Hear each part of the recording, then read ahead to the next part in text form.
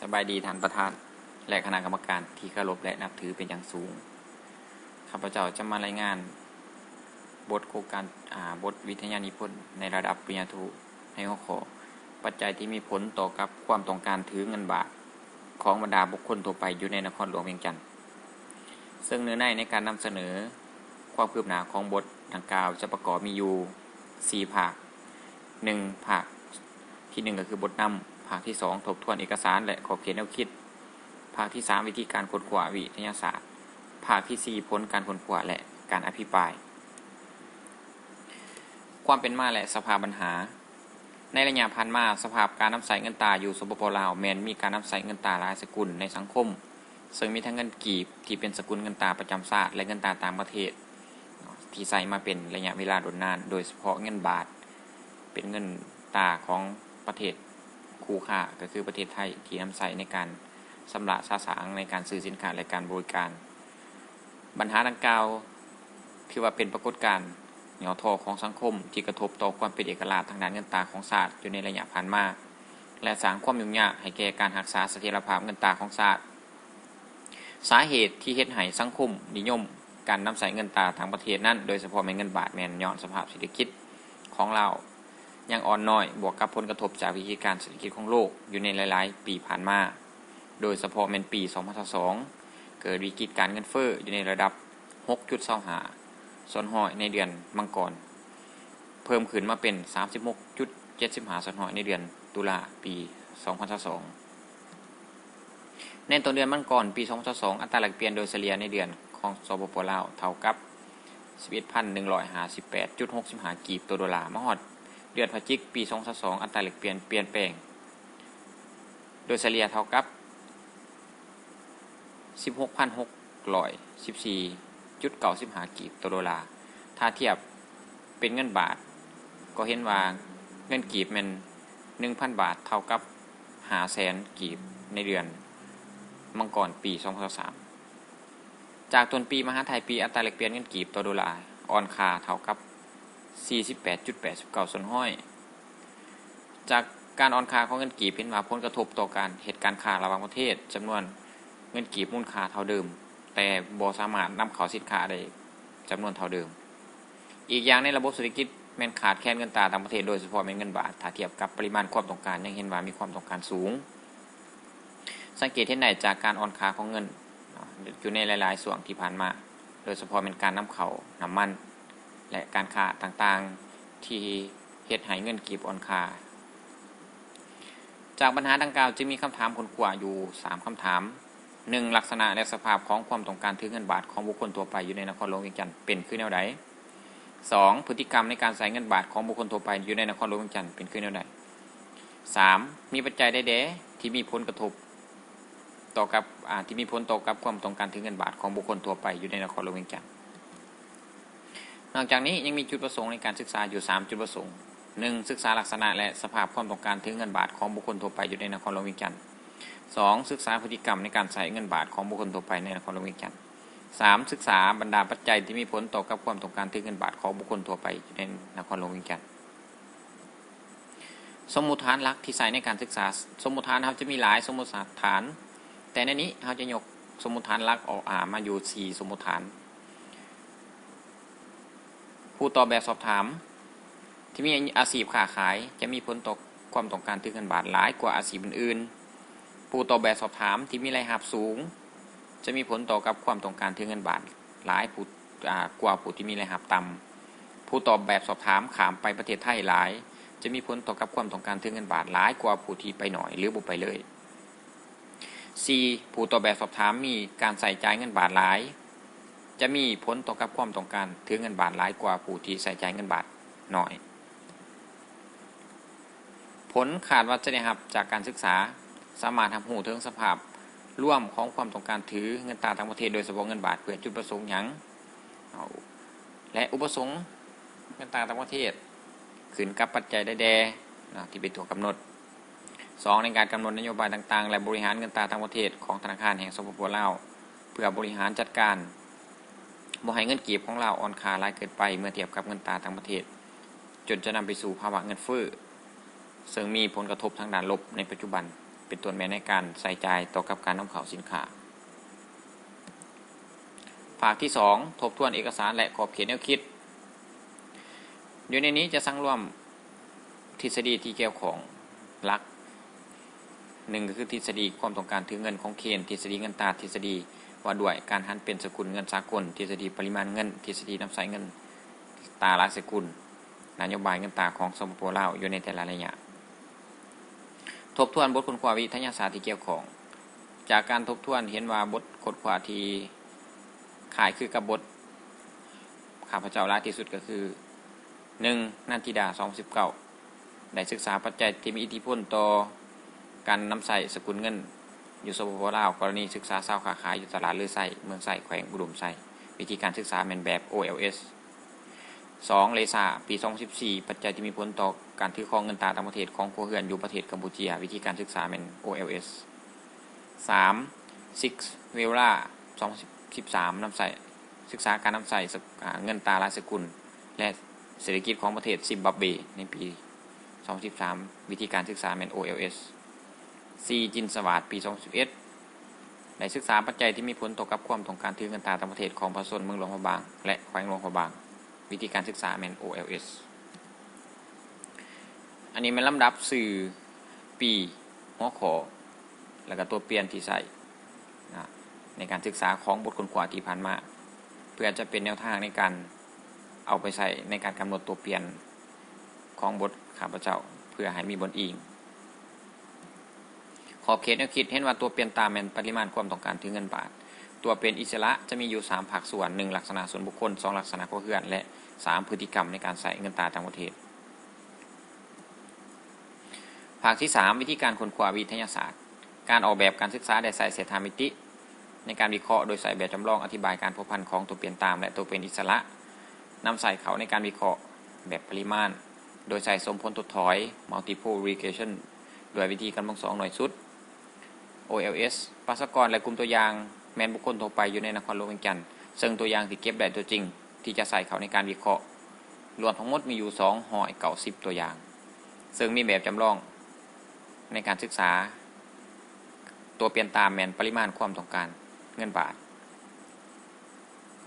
ซึ่งเห็นว่าในนี้ตัวเปลี่ยนอิสระทั้งหมดมีอยู่13ตัวเปลี่ยนที่จะใส่ซึ่งรายละเอียดจะอธิบายอยู่ในบทที่4ภาคที่4ผลการศึกษาและการอภิปรายผลการศึกษา 1. ลักษณะและสภาพความต้องการถือเงินบาทของบุคคลในนครหลวงเวียงจันทร์จากการสำรวมข้อมูลทั่วไปของผู้ตอบแบบสอบถามเห็นว่าเพศยิ่งแม่นความเอาจำนวนหลายกว่าหมู่เท่ากับ194คนหรือเท่ากับ67ส่วน100ส่วนอายุแม่นอยู่ในระหว่าง31-40ปีความอัตราส่วนและจำนวนหลายกว่าหมู่111คนเท่ากับ38ส่วน100ของส่วนอายุทั้งหมดสถานภาพเห็นว่าผู้ตอบแบบสอบถามเป็นแต่งงานแล้วความจำนวนและอัตราส่วนหลายกว่าหมู่เท่ากับ177คนหรือเท่ากับ63ส่วน100สัญชาติเห็นว่าลาวเป็นผู้ตอบแบบสอบถามมีจำนวนหลายกว่าหมู่คือ255คนเท่ากับ88ส่วน100การศึกษาคืออยู่ในระดับปริญญาตรี125คนเท่ากับ43ส่วน100ของระดับการศึกษาผู้ตอบแบบสอบถามทั้งหมดอาชีพพนักงานเอกชนความเอาจำนวนหลายกว่าหมู่101คนเท่ากับ35ส่วน100ของอาชีพทั้งหมดของผู้ตอบแบบสอบถามรายได้แม่นอยู่ในระหว่างต่ำกว่า20ล้านเท่ากับ160คนหรือ56ส่วน100รายจ่ายส่วนใหญ่แม่น5ล้านกีบลงมา105คนเท่ากับ37ส่วน100จำนวนสมาชิกในครอบครัวอยู่ในระหว่าง3-4คนเท่ากับ150คนเท่ากับ51ส่วน100ประเภทบัญชีเงินฝากส่วนใหญ่แม่นกีบจะหลายกว่าหมู่จาก290เป็นว่า275คนที่ถือบัญชีเงินกีบเท่ากับ95ส่วน100ของจำนวน290กลุ่มตัวอย่างส่วนใหญ่มีที่ดินอยู่ในระหว่าง400-800ตารางเมตร90คนเท่ากับ31ส่วน100ของผู้ถือผู้มีที่ดินทั้งหมด 4.1.2 พฤติกรรมในการใส่จ่ายเงินบาททั้งภายในและต่างประเทศพฤติกรรมการใช้จ่ายเงินบาทภายในประเทศเห็นว่ามีผู้ใช้อยู่231คนเท่ากับ80ส่วน100การกู้ยืมเงินบาทส่วนใหญ่แม่นบ่ได้กู้ยืมเท่ากับ128เท่ากับ78ส่วน100 ปริมาณเงินกู้ส่วนใหญ่มันอยู่ใน 10,000 บาทเท่ากับ42คนเท่ากับ 70% ส่วนที่เหลือก็คือแม่นอื่นๆการใส่จ่ายเงินบาทภายในประเทศ50,000 บาท120คนเท่ากับ 41% จุดประสงค์ในการใส่เงินบาทแม่นซื้อสินค้าและการบริการทั่วไปเท่ากับ202คนทั้งหมด210คนเท่ากับ70ส่วนหอยของจำนวนทั้งหมดจำนวนครั้งในการข้ามไปไทยแม่น1หา3ครั้งเป็นจำนวนหลายกว่าหมู่136คนในนั้นเท่ากับ47ส่วนหอยจุดประสงค์ในการไปประเทศไทยแม่นจับจ่ายใช้สอยสินค้าและการบริการอยู่ในชีวิตประจำวันเท่ากับ128คนเท่ากับ44ส่วนหอยปริมาณการใช้เงินบาทอยู่ไทยส่วนใหญ่แม่น 10,000 บาทลงมาหรือว่า 10,000 บาทลงมา210คน72ส่วนหอยสถานที่แลกเงินบาทโดยส่วนใหญ่แม่นหัวหน่วยแลกเปลี่ยนเงินตราที่ถือกฎหมายเห็นว่าอยู่ในนั้นจาก290ผู้ต่อแบบสอบถาม229คนที่แลกเปลี่ยนอยู่ในสถานที่แลกเปลี่ยนเงินตราที่ถือกฎหมายหรือเท่ากับ79ส่วนหอยสมาชิกครัวเรือนไปอาศัยอยู่ประเทศไทยส่วนใหญ่แม่นบ่มีเท่ากับ233หรือเท่ากับ80ส่วนหอยความเพียงพอของเงินบาทส่วนใหญ่แม่นเพียงพออยู่169เท่ากับ 58% ส่วนอื่นๆก็คือบ่เพียงพอปริมาณความต้องการเงินบาทส่วนใหญ่แม่น 10,000 บาทลงมา116คนเท่ากับ40ส่วนหอยจุดประสงค์ความต้องการเงินบาทแม่นซื้อสินค้าและการบริการโดยทั่วไป186คนเท่ากับ64ส่วนหอยการใส่บัตรเครดิตอยู่ไทยส่วนใหญ่แม่นบ่ใส่อยู่209คนเท่ากับ72ส่วนหอยการคาดคะเนเงินกีบเทียบเงินบาทเห็นว่าอ่อนค่าแม่น115คนเท่ากับ 40% การคาดคะเนเงินกีบเทียบเงินดอลลาร์เห็นว่าในอนาคตจะอ่อนค่าเท่ากับ106คนหรือเท่ากับ36ส่วนหอยการคาดคะเนเศรษฐกิจของเราส่วนใหญ่แม่นผู้ตอบแบบสอบถามจะบอกว่าอนาคตอาจจะหายลงเท่ากับ104คนเท่ากับ35ส่วนหอย1.3ศึกษาบรรดาปัจจัยต่างๆที่มีผลต่อกับความต้องการเงินบาทของบุคคลทั่วไปอยู่ในนครหลวงเวียงจันทน์ฉะนั้นจะมีข้อมูลของตัวเปลี่ยนอยู่ในแบบจำลองทั้ง13ตัวเปลี่ยนรายละเอียดก็คือดังตามตารางที่แสดงให้เห็นอยู่ในตำราและก็อยู่ในสไลด์ 2. เบิ่งการพัวพันของตัวเปลี่ยนอิสระอยู่ในแบบจำลองผลการทดสอบแล้วเห็นว่าบรรดาการพัวพันของตัวเปลี่ยนอิสระดังกล่าวมีการพัวพันกันสูงแสดงว่าบรรดาตัวเปลี่ยนดังกล่าวนี่แม่นสามารถยอมรับได้ถ้าอิงตามหลักสถิติหรือว่าอิงตามปึ่มสเตตาที่บอกว่าถ้าการพัวพันของตัวเปลี่ยนอิสระจะอยู่ในระหว่างบวกหรือลบ 0.8 แสดงว่าตัวเปลี่ยนดังกล่าวแม่นสามารถถ้าบ่เกิน 0.8 ตัวเปลี่ยนดังกล่าวแม่นสามารถนำใส่เขาในแบบจำลองได้ถ้าตัวเปลี่ยนใดที่เกินบวกหรือลบ 0.8 แสดงว่าตัวเปลี่ยนดังกล่าวแม่นบ่สามารถใส่อยู่ในแบบจำลองได้แต่ว่าผ่านการวิเคราะห์ตัวจริงตัวเปลี่ยนพวกนี้ถือว่านำใส่ได้ทั้งหมดทั้ง13ตัวต่อมากวดปัญหาการแจกใยบ่คงที่ของขาดเคลื่อนส่วนใหญ่ข้อมูลแบบสอบถามมันจะเกิดปัญหาการขาดเคลื่อนเป็นจำนวนหลายฉะนั้นเพื่อ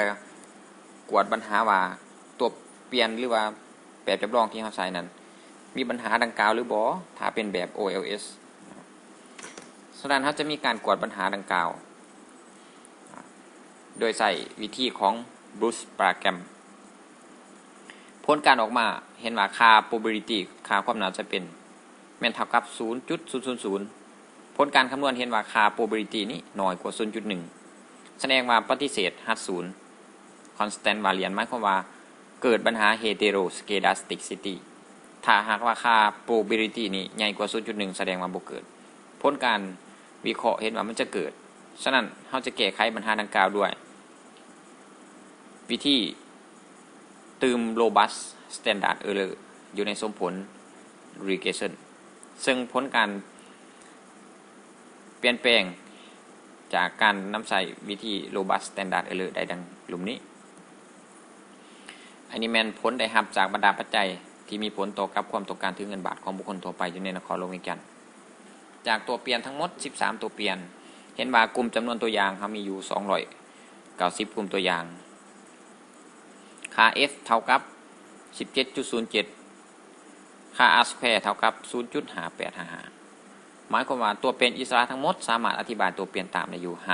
58.55% หรือ 55 ส่วนหอยจากการวิเคราะห์เห็นว่าตัวเปลี่ยนที่น้ำใสเขาอยู่ในแบบจำลองทั้งหมด 13 ตัวเปลี่ยนซึ่งมีค่าคงที่เท่ากับ -3.278 มีความสำคัญทางสถิติอยู่ 95 ส่วนหอยก็คือสังเกตจากค่า p value ถ้าหากว่าค่า p value มันน้อยกว่า 0.1 แสดงว่าตัวเปลี่ยนดังกล่าวสามารถอธิบายตัวเปลี่ยนตามได้จากนั้นตัวเปลี่ยนอิสระทั้งหมด 13 ตัวเห็นว่า6 ตัวเปลี่ยนอิสระที่สามารถอธิบายตัวเปลี่ยนตามได้ก็คือค่าที่สังเกตมันเบิ่งจากค่า p value ถ้ามันน้อยกว่า 0.1 แสดงว่าค่าดังกล่าวมันตัวเปลี่ยนอิสระดังกล่าวสามารถอธิบายตัวเปลี่ยนตามได้ใน6ตัวเปลี่ยนดังกล่าวจะเห็นว่าสัญชาติจำนวนครั้งในการข้ามไปไทยต่อเดือนอาชีพค้าขายรายรับเฉลี่ยต่อเดือนเนื้อที่ดินและการใช้จ่ายเงินบาทภายในประเทศมีผลต่อกับความต้องการเงินบาทซึ่งผลที่ได้รับเราสามารถอธิบายได้ดังลุ่มนี้สัญชาติถ้ากำหนดให้ปัจจัยอื่นคงที่ถ้าหากว่าผู้ตอบแบบสอบถามเป็นคนลาวเพิ่มขึ้น1คนเห็นว่าความต้องการถือเงินบาทนี่ลดลงอยู่ 1.289 ส่วนหอยมีความเชื่อมั่นอยู่ในระดับ 99% 2. จำนวนครั้งในการข้ามไปไทยต่อเดือนเพิ่มขึ้น1ครั้งเห็นว่าความต้องการเงินบาทจะเพิ่มขึ้นอยู่ 0.133 ส่วนหอยมีความสำคัญทางสถิติอยู่ 95% 3. อาชีพค้าขายถ้าผู้ตอบแบบสอบถามมีอาชีพค้าขายเพิ่มขึ้น1คนเจ็ดให้ความต้องการถือเงินบาทเพิ่มขึ้นอยู่ 0.44 443 ซึ่งมีความสำคัญทางสถิติอยู่ 95% 90% 1 ดาวเป็น90รายรับเฉลี่ยต่อเดือนถ้าหากว่ารายรับเฉลี่ยเพิ่มขึ้น1ส่วนหอยเห็นว่าปริมาณความต้องการถือเงินบาทนี้เพิ่มขึ้นอยู่ 0.028 ส่วนหอยมีความสำคัญทางสถิติหรือว่ามีระดับความเชื่อมั่นอยู่ 99% 3. เนื้อที่ดินเพิ่มขึ้น1ตารางเมตรเห็นว่าความต้องการถือเงินบาทนี้เพิ่มขึ้น 0.067 ส่วนหอยมีความเชื่อมั่นเท่ากับ 90% และอันสุดท้ายการใช้จ่ายเงินบาทภายในประเทศถ้าหากว่าการใช้จ่ายภายในประเทศเพิ่มขึ้น1ส่วนหอยจะส่งผลเฮ็ดให้ความต้องการถือเงินบาทนี้เพิ่มขึ้นอยู่ 0.044 ส่วนหอยมีความสำคัญหรือว่ามีความเชื่อมั่นอยู่ 95% อันนี้เป็นการสรุปบรรดาปัจจัยที่มีผลต่อกับความต้องการถือเงินบาทเห็นว่ามีทั้งหมดอยู่6ตัวเปลี่ยน1สัญชาติลาว2จำนวนครั้งในการข้ามไปไทยต่อเดือน3อาชีพค้าขาย4รายรับเฉลี่ย5เนื้อที่ดินและ6การใช้จ่ายเงินบาทภายในประเทศสำหรับการนำเสนอของข้าพเจ้าก็ถือว่าจบเพียงเท่านี้โอกาสต่อไปขอให้คณะกรรมการและท่าน